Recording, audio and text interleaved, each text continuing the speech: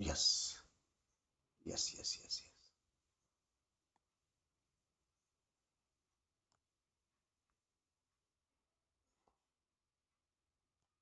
चलिए अपन क्लास शुरू करते हैं।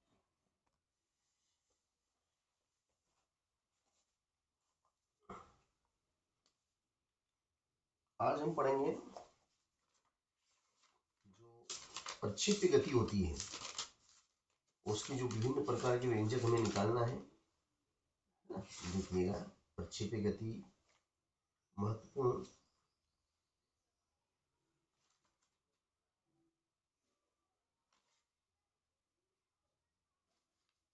यस।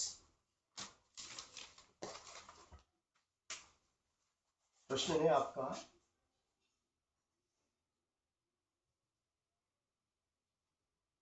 प्रक्षेप्य गति किसे कहते हैं?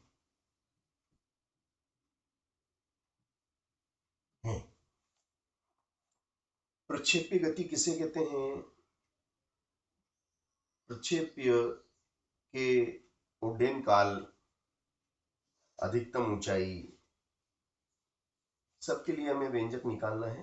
तो देखिएगा, हम सबसे पहले प्रक्षेप्य के उड्डयन काल का सूत्र निर्मित करेंगे। प्रक्षेप्य गति किसे कहते हैं?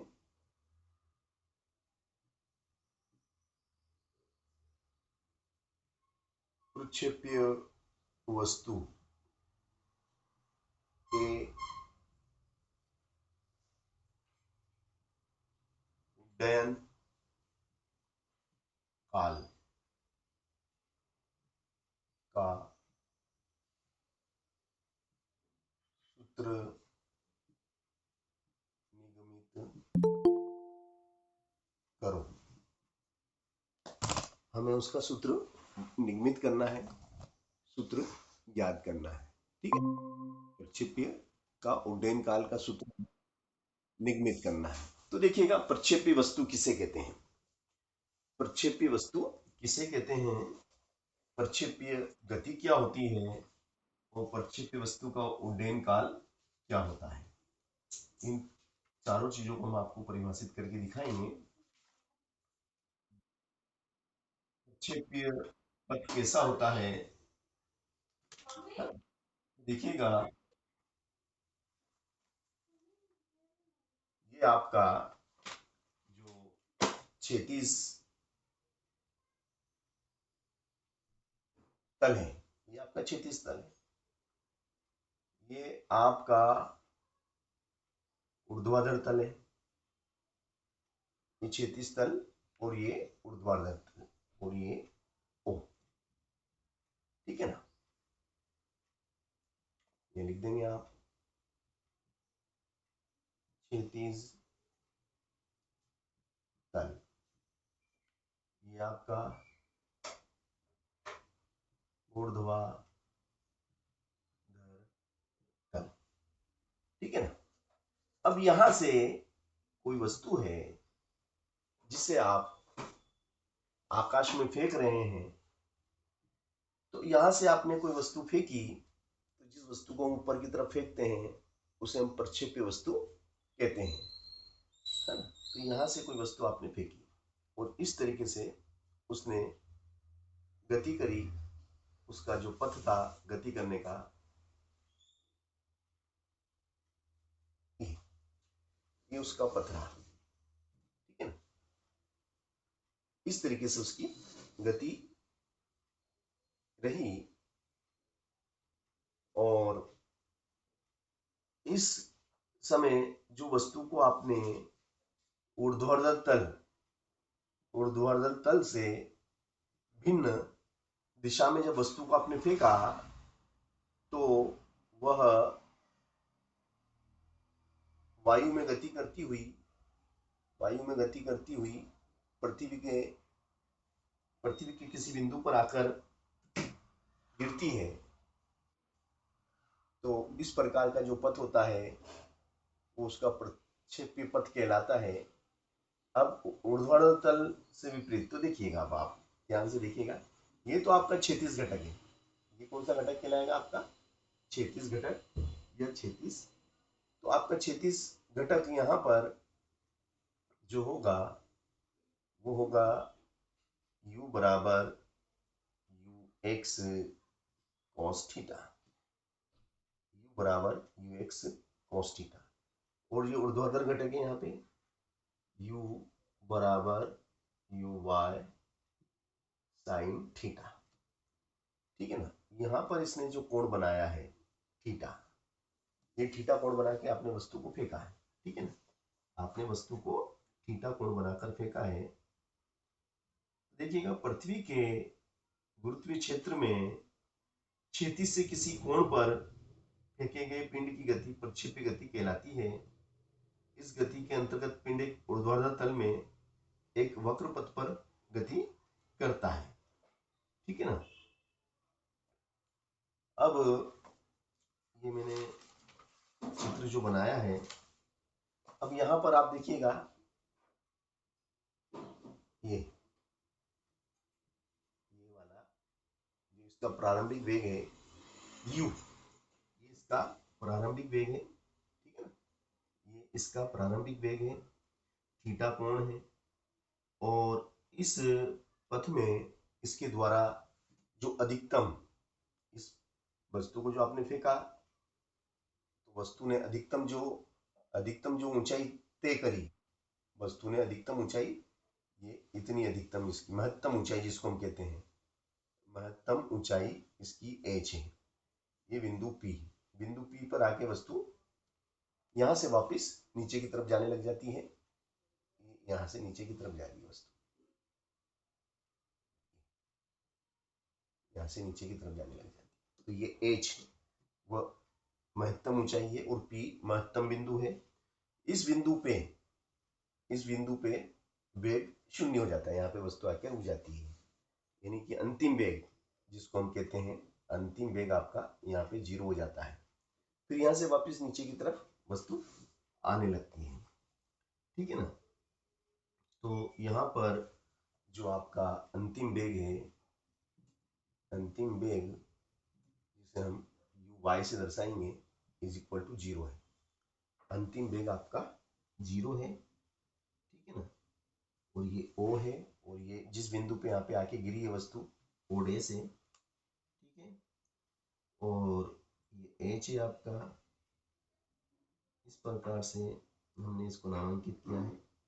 ये प्रक्षेपी गति को चित्र के माध्यम से हमने आपको दर्शाया है। ये एक्स अक्ष है और ये आपका वाई अक्ष है। ठीक है। अब देखिएगा, पहले तो हम प्रक्षेपी गति को परिभाषित करेंगे कि जब किसी वस्तु को, देखो यार, जब किसी वस्तु को ऊर्ध्वाधर तल से भिन्न दिशा में फेंका जाता है, मतलब आपने सीधा नहीं फेंका इसको, ये ऊर्ध्वाधर तल, ऊर्ध्वाधर तल क्या है? ये इसका ऊर्ध्वाधर तल है। आपने वस्तु को ऐसा नहीं फेंका है, आपने वस्तु को ऐसा नहीं फेंका, आपने उसको भिन्न दिशा में, मतलब थीटा कोण बना के आपने वस्तु को फेंका है। ठीक है ना, उसकी भिन्न दिशा में फेंका है। तो जब किसी वस्तु को ऊर्ध्वाधर तल से भिन्न दिशा में फेंका जाता है, तो जब किसी वस्तु को ऊर्ध्वाधर तल से भिन्न दिशा में फेंका जाता है तो वह वस्तु वायु में गति करती हुई, वायु में गति करती हुई पृथ्वी के किसी अन्य बिंदु पर, पृथ्वी के किसी अन्य बिंदु पर गिरती है तो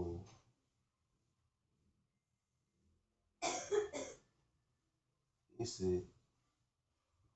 गति को प्रक्षेपीय गति तथा वस्तु को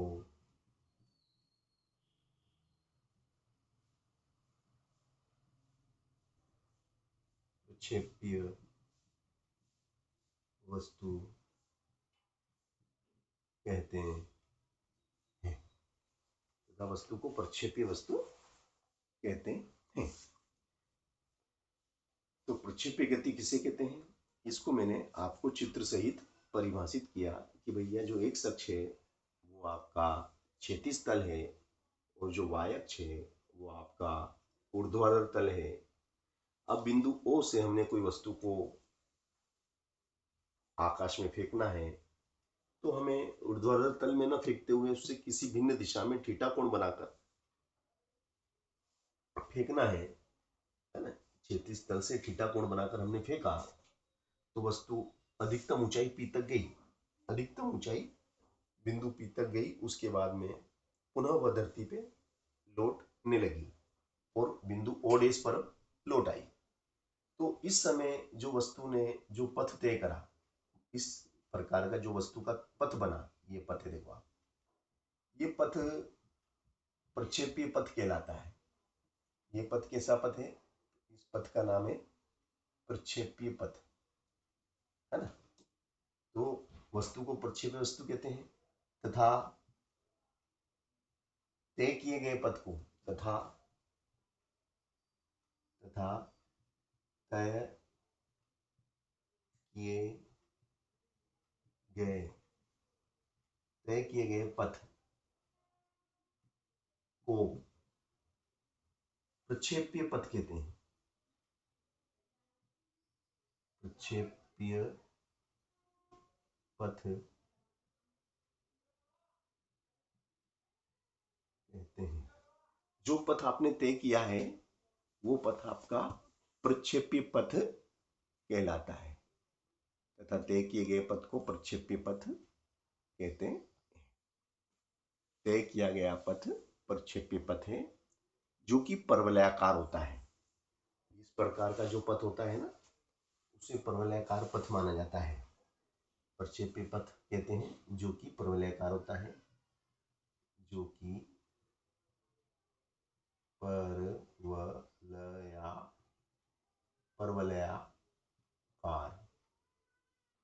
परवलयाकार होता है, ठीक है ना। और जो वस्तु है आपकी जिसने अधिकतम ऊंचाई तय की है वस्तु द्वारा, प्रक्षेपीय वस्तु द्वारा, लिखेंगे आप प्रक्षेपीय वस्तु द्वारा वायु में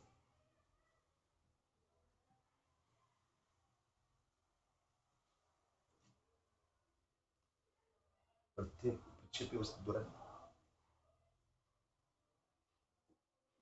द्वारा आकाश में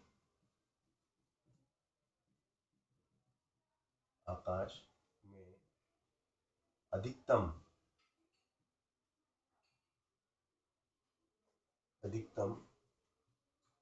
ऊंचाई, प्रक्षेपीय वस्तु द्वारा आकाश में अधिकतम ऊंचाई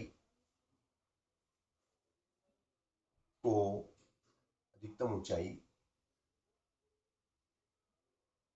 तय की गई। प्रक्षेपीय वस्तु द्वारा आकाश में तय की गई, आकाश में तय की गई अधिकतम ऊंचाई को प्रक्षेप्य वस्तु द्वारा आकाश में तय की गई अधिकतम ऊंचाई को महत्तम ऊंचाई कहा जाता है। महत्तम ऊंचाई कहा जाता है। इसे हम महत्तम ऊंचाई कहते हैं। और जो बिंदु ओ से ओ डेस लिखो, बिंदु ओ से ओ डेस तक की क्षैतिज दूरी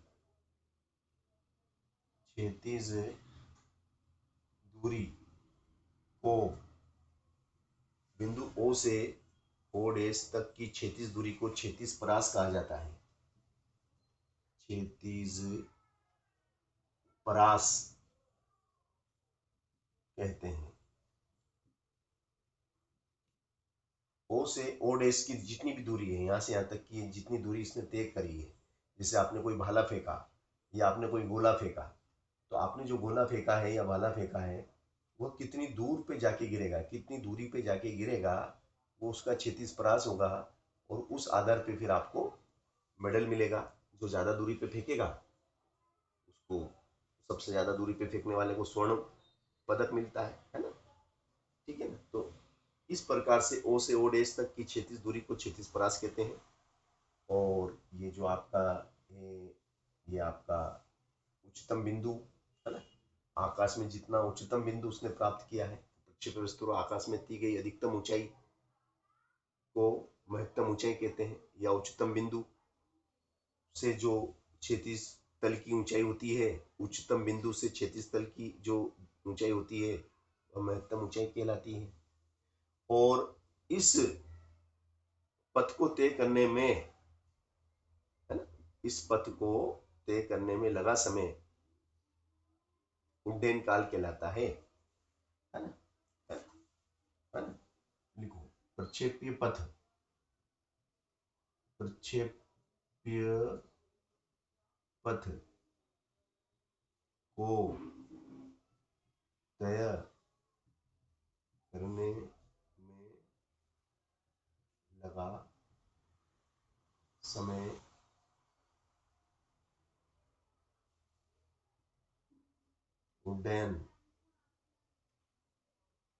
उड्डयन काल कहलाता है। प्रक्षेपी पथ को तय करने में लगा समय उड्डयन काल कहलाता है।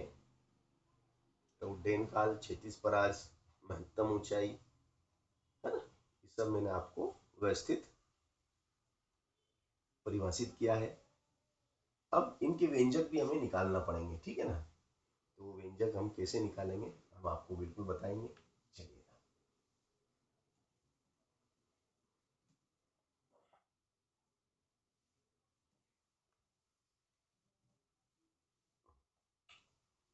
देखो, अब आपका जो पहला ही व्यंजक है कि प्रक्षेपी वस्तु के उड्डयन काल का सूत्र निगमित कीजिए। तो प्रक्षेपी वस्तु के उड्डयन काल का सूत्र हमें निकालना है, ठीक है ना। तो देखिएगा,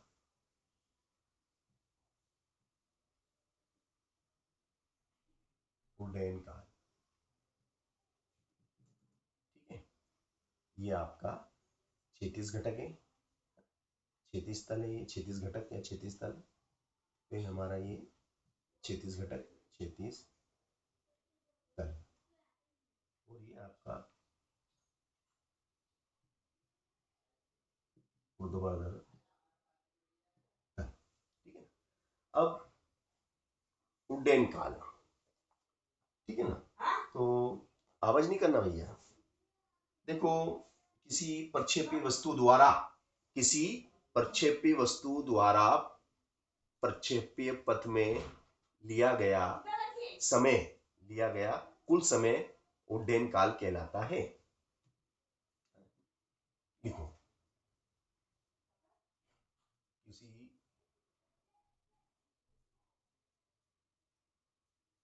प्रक्षेपीय वस्तु द्वारा, किसी प्रक्षेपीय वस्तु द्वारा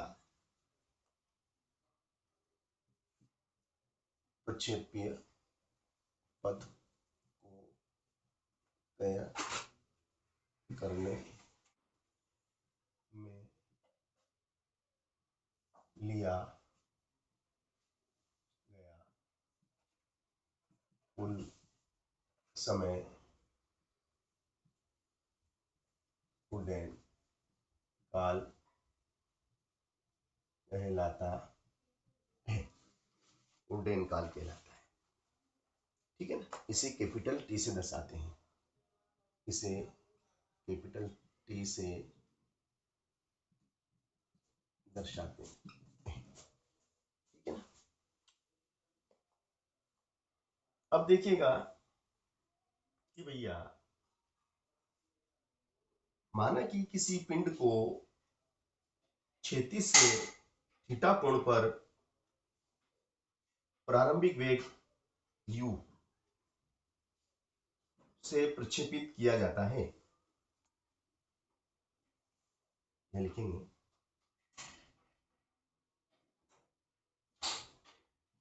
माना कि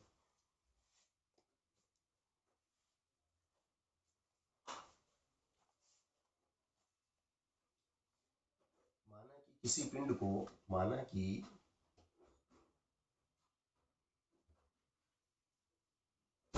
किसी पिंड को क्षैतिज से थीटा कोण बनाकर, क्षैतिज से थीटा कोण पर, माना कि किसी पिंड को क्षैतिज से थीटा कोण पर प्रक्षेपित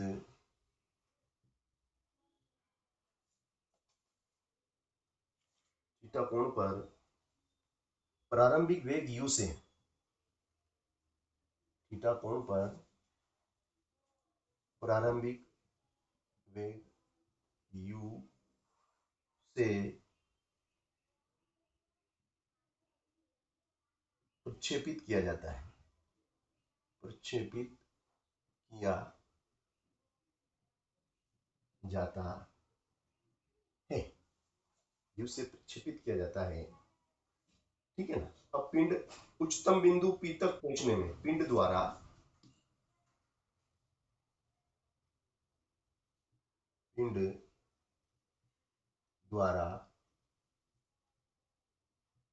उच्चतम बिंदु P तक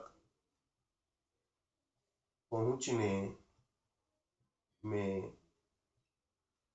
लिया गया समय T, लिया गया समय क्या है? उच्चतम बिंदु P तक पहुंचने में लिया गया समय T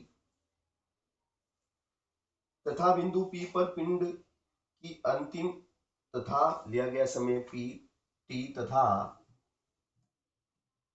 बिंदु P पर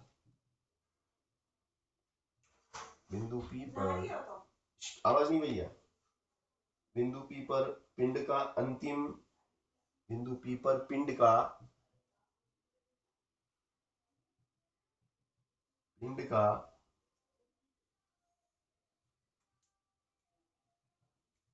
अंतिम ऊर्ध्वाधर वेग, अंतिम ऊर्ध्वाधर वेग v is equal to vy is equal to 0।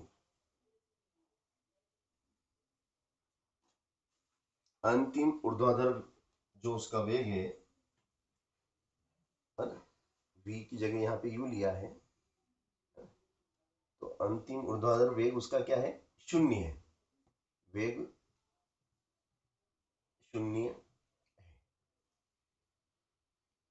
अतः समीकरण, इसलिए गति के प्रथम समीकरण से, गति के प्रथम समीकरण, जैसे आपने कोई वस्तु फेंकी तो वो बिंदु P तक गई, वह उसने उच्चतम बिंदु P प्राप्त किया, मगर यहाँ पर आकर कुछ सेकेंड का भी कोई हिस्सा होता होगा, वो यहाँ पे आके थोड़ी सी स्थिर हो जाती है, रुक जाती है, विराम अवस्था में आ जाती है। उसके बाद गुरुत्वाकर्षण की वजह से पुनः वह नीचे की ओर आने लगती है, पुनः वह नीचे की ओर आने लगती है। एक स्थिति में वेग उसका शून्य हो जाता है, एक स्थिति में उसका वेग शून्य हो जाता है।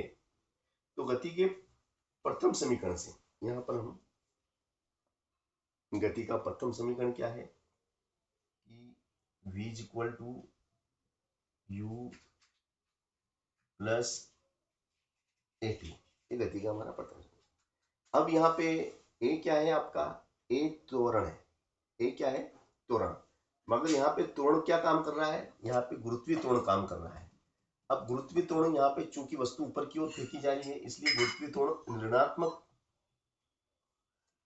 यहाँ पे गुरुत्वीय त्वरण क्या हो जाएगा, ऋणात्मक हो जाएगा। जी का मान ऋणात्मक होगा, क्योंकि वस्तु ऊपर की ओर फेंकी जा रही है, तो जी का मान कम हो रहा है ना, जी का मान कम होता जा रहा है ना। तो यहाँ पे v is equal to u minus g t. अब इसमें आपको u की जगह तो यू वाई रखना है, ठीक है ना। तो u की जगह आपका क्या आ जाएगा भैया, क्योंकि अंतिम वेग तो आपका 0 है, अंतिम वेग क्या हो गया आपका, यहाँ लिखा हुआ अंतिम वेग 0 है, तो v is equal to 0 implies that v is equal to 0 और u is equal to uy, u is equal to u is equal to क्या आ जाएगा, uy sin थीटा। ऊर्ध्वाधर जो आपका घटक है, ऊर्ध्वाधर घटक uy sin थीटा, तो uy में लेते हुए u sin थीटा लेता हूं अभी तो फिलहाल में, u sin theta minus g T, minus g T, u sin theta minus g T, ठीक है। अब ये जो जी टी है वो उठ के इधर आ जाएगा, जब उठ के इधर आएगा जी टी जो कि ऋणात्मक है वो उठ के इधर आएगा, तो क्या हो जाएगा भैया, देखो ये हो जाएगा g t is equal to u sine theta, implies that t is equal to क्या हो जाएगा, यू साइन थीटा बटे जी। तो ये हमने आपके सामने टी का मान निकाला है ना।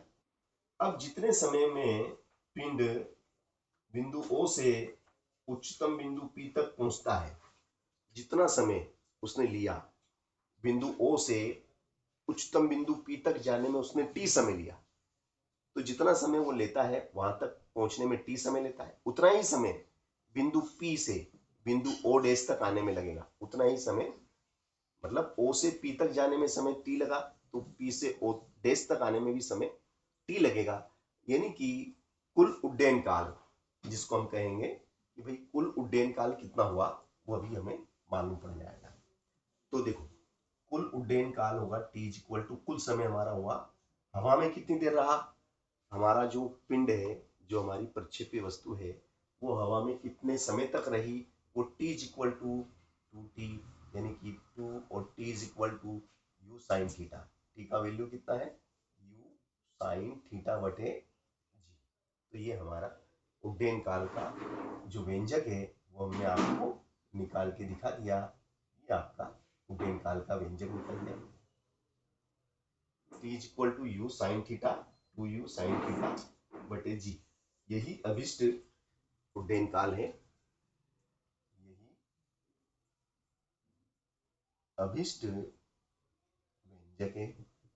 अगर उड्डयन काल के लिए व्यंजक निकालने को आ जाए तो ये व्यंजक आपको निकाल के दिखाना है, ठीक है। अगर वो प्रश्न इस टाइप का दे दे कि भैया, अब वो प्रश्न दे दे आपको कभी कि प्रक्षेपी गति में पिंड द्वारा, प्रश्न अगर वो इस टाइप का दे दे कि प्रक्षेपी गति में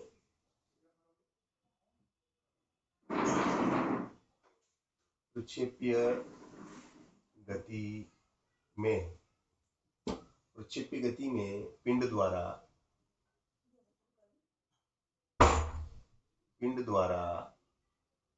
अधिकतम ऊंचाई, पिंड द्वारा अधिकतम ऊंचाई का व्यंजक प्राप्त करो। कि भाई आपको अधिकतम ऊंचाई तय करना है और अधिकतम ऊंचाई h है, तो हमें h का व्यंजक प्राप्त करना है। प्रक्षेप्य गति में अधिकतम ऊंचाई h का व्यंजक हमें ज्ञात करना है।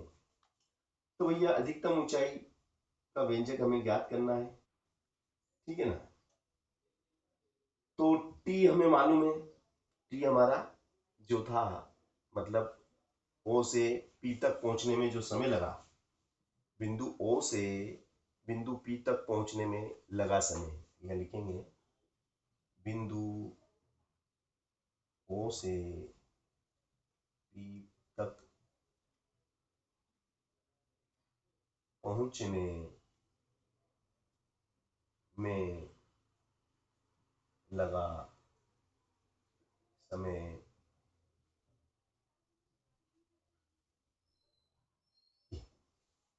बिंदु P से O तक पहुंचने में लगा समय, ठीक है ना।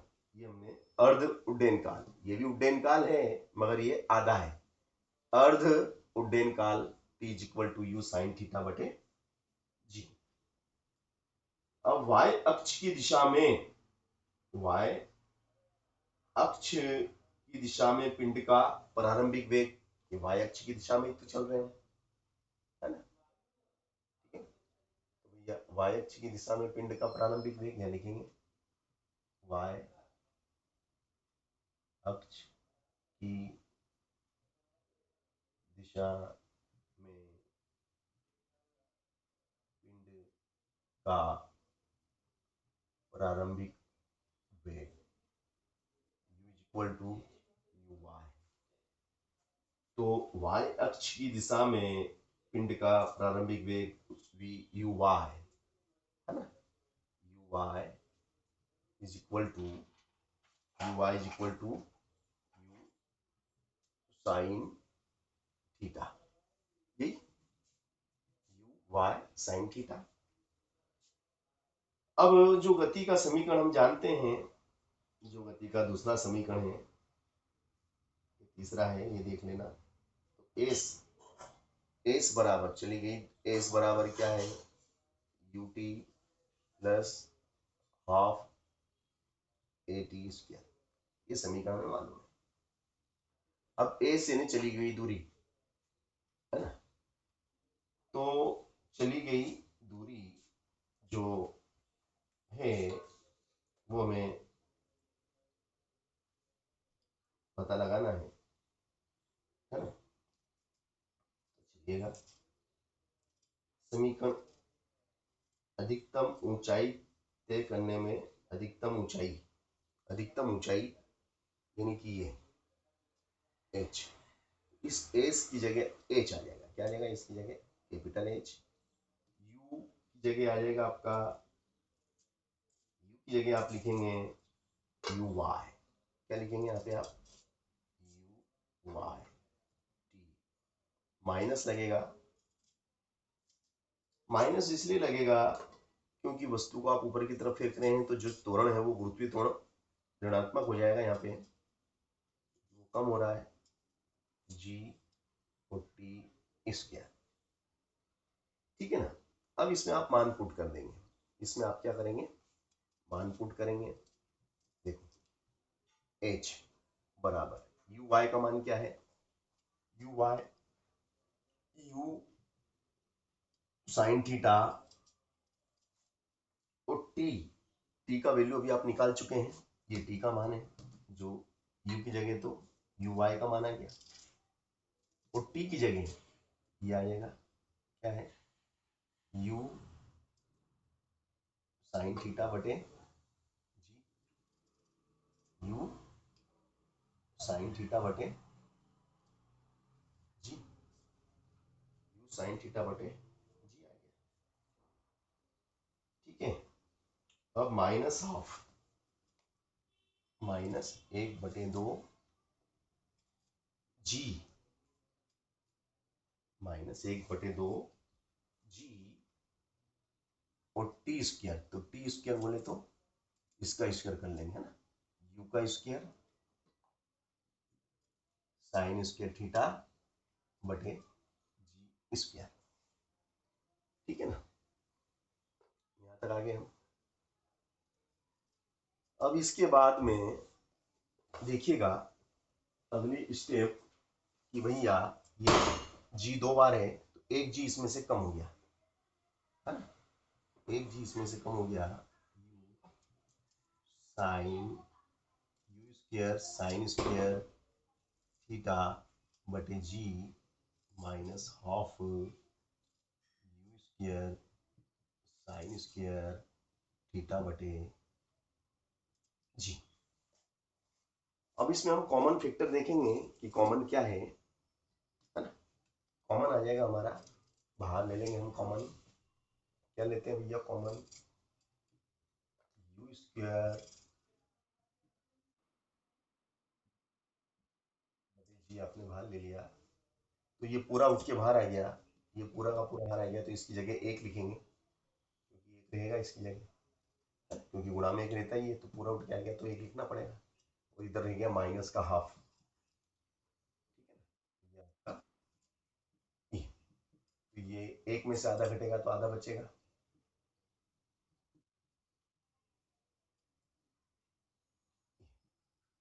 एक, 1/2, 1/, तो ये आपका महत्तम ऊंचाई, ये मैंने आपको महत्तम ऊंचाई का जो व्यंजक है वो एच, कैपिटल एच का महत्तम ऊंचाई का व्यंजक निकाल के दिखाया, किस प्रकार से हम महत्तम ऊंचाई एच का व्यंजक निकालते हैं। अब देखिएगा हमने उड्डयन काल का निकाला, महत्तम ऊंचाई का व्यंजक भी हमने निकाल लिया। अब हम जो निकालेंगे वो हमारा होगा प्रश्न कि भाई 36, हाँ एक और व्यंजक रह गया बेटा, अभी हमारे 2 व्यंजक और बाकी हैं। 36 परास का व्यंजक भी हमें निकालना है, 36 परास कि भाई कितनी दूरी तय करी, भाला कितनी दूर जाके गिरेगा, ये ओ से लेके ओ डेस, ओ से लेके ओ डेस की जो कुल दूरी है वो दूरी हमें निकालना है, जिसे हम 36 परास कहते हैं। उसका हमारा क्या नाम है, उसको हमने स्पेशल नाम दिया है 36 परास, वो भी हमें निकालना है, तो वो भी हम निकाल ही लेते हैं क्योंकि चित्र हमारे सामने है तो भी हमें दिक्कत नहीं आएगी, है ना। तो 36 परास का सूत्र भी हमें निकालना है। किसी पिंड द्वारा, किसी पिंड द्वारा उसके उड्डयन काल में तय की गई क्षैतिज दूरी को 36 परास कहते हैं। पहले तो इसकी डेफिनेशन आप लिखिए, क्षैतिज परास किसे कहते हैं और इसका व्यंजक, क्षैतिज परास किसी पिंड द्वारा,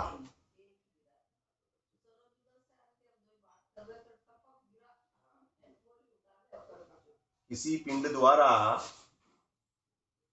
किसी पिंड द्वारा उसके उड्डयन काल में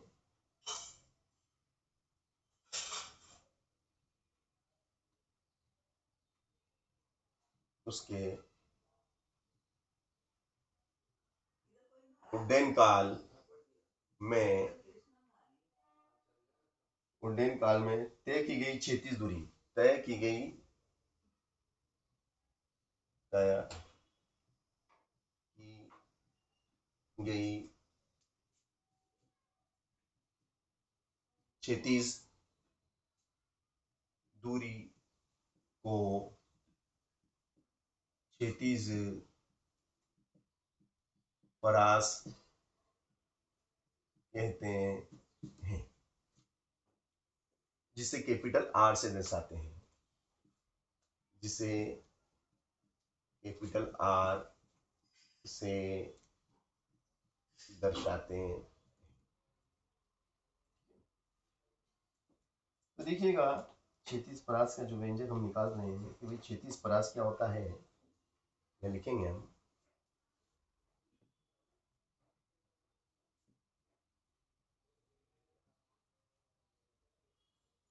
क्षैतिज परास बराबर क्षैतिज वेग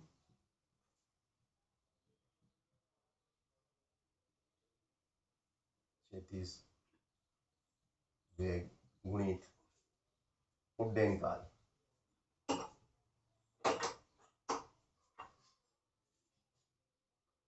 उड्डयन काल, ठीक है ना। तो क्षैतिज परास गुणित है ना, क्षैतिज वेग इंटू उड्डयन काल। तो क्षैतिज परास भैया देखिएगा अब आप बहुत सरल है, क्षैतिज परास को हम आर से दर्शाएंगे और क्षैतिज वेग आपको मालूम ही, ये रहा आपके सामने। क्षैतिज वेग क्या है आपका, ये नीचे लिखा हुआ है, यू कॉस थीटा, ठीक है ना। और उड्डयन काल अभी आपने निकाला था, टी बराबर क्या था, बोलो टी बराबर क्या निकाला था आपने, उड्डयन काल, टोटल उड्डयन काल था आपका 2u sine theta, 2u sine theta बटे जी, ये आपका, ठीक है ना। अब देखिएगा ये हो जाएगा आपका 2, तो ये 2 है। तो पहले तो u और u 2 बार है, तो आप तो लिख दो u स्क्वायर और गुणा में 2 साइन थीटा कॉस थीटा बटे जी। अब यहां पर देखिएगा u स्क्वायर और ये सूत्र बन गया 2 sine theta cos theta. 2 sine theta cos theta क्या होता है, साइन 2 थीटा होता है, ये सूत्र है भाई साहब, है ना, ठीक है ना। तो ये आपका जो क्षैतिज परास है उसका व्यंजक मैंने आपको निकाल के दिखा दिया, ये क्षैतिज परास का व्यंजक है। अब क्षैतिज परास अधिक से अधिक हो, अधिकतम क्षैतिज परास कितना होगा, मतलब अगर आप भाले को अधिकतम कितनी दूरी पर फेंक सकते हैं, भाले को अधिकतम कितनी दूरी पर फेंक सकते हैं, क्षैतिज परास मैक्सिमम अधिक से अधिक कितना हो सकता है, आर मैक्सिमम, आर के अधिकतम के लिए, आर के अधिकतम, आर के अधिकतम के लिए, आर के अधिकतम के लिए साइन 2 थीटा बराबर 1 होना चाहिए। आर अधिकतम कब होगा, आर अधिकतम तभी होगा जब जब sine 2 theta is equal to 1 हो, sine 2 theta is equal to 1, और sine 2 theta is equal to 1, देखिएगा अब आप आगे की process, sine 2 theta, sine 2 theta is equal to 1, और 1 का मतलब क्या, 1 कब आता है, जब साइन 90 डिग्री होता है। तो sine 2 theta is equal to sine 90 degree. अब यहां से हम क्या देखते हैं, 2 theta is equal to 90 degree, implies that theta is equal to 90/2, तो 2 से काट दो, 2 चौक 8, बचा एक किसको दिया, 2 पंजे 10, तो थीटा बराबर 45 डिग्री। अगर आप प्रक्षेपी वस्तु को, यदि प्रक्षेपी वस्तु को 36 घटक से थीटा कोण 45 डिग्री के कोण पर अगर आप फेंकते हैं, कितने डिग्री के कोण पे फेंकते हैं, 45 डिग्री का कोण बनाकर आप फेंकते हैं, तो वह अधिक से अधिक दूरी पर जाकर गिरेगा, यानी O और O डैश के बीच की दूरी अधिक से अधिक मैक्सिमम होगी। तो हमें गोला फेंक, भाला फेंकते समय 45 डिग्री का कोण बनाकर हमें फेंकना पड़ता है, तो वो ज्यादा दूरी पर जाकर गिरता है, ठीक है ना। ये बहुत अच्छा प्रश्न था जो मुझे आपको बताना था। एक प्रश्न और रह गया हमारा कि सिद्ध कीजिए कि प्रक्षेपीय पथ परवलयाकार होता है, सिद्ध कीजिए प्रक्षेपीय पथ परवलयाकार होता है, जिसे हम कल करेंगे, है ना, जिसे हम कल आपको बिल्कुल कल कर